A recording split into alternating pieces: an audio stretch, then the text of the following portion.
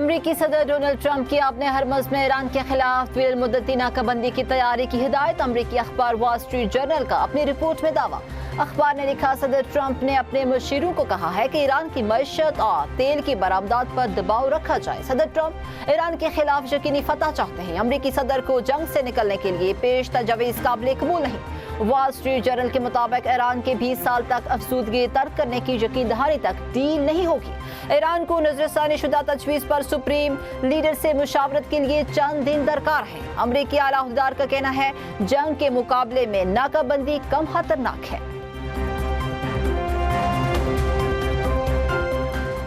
बरतानवी बादशाह शाह चार्ल्स का अमेरिका के साथ गैर मुतसलसल अज़्म का इजहार। अमरीकी कांग्रेस से खिताब में शाह चार्ल्स ने कहा, बरतानिया और अमेरिका का इत्तेहाद सिर्फ माजी की कामयाबियों पर कायम नहीं रह सकता। तमाम इख्तिलाफात के बावजूद बरतानिया और अमेरिका ने मुश्तरका रास्ते तलाश किए। बरतानिया और अमेरिका का इत्तेहाद तारीख के अजीम तरीन इत्तेहादों में से एक है। बरतानी बादशाह की व्हाइट हाउस प्रेस डिनर में हमले की मजम्मत। कहा, तशद्दुद का ये अमल कभी कामयाब नहीं होगा। जमहूरी ममालिक अपने लोगों के तहफ़्फ़ुज़ के लिए मुत्तहिद रहेंगे। यूरोप और अमेरिका की शराकत दारी पहले से कहीं ज्यादा नागुज़ीर करार दे दिया।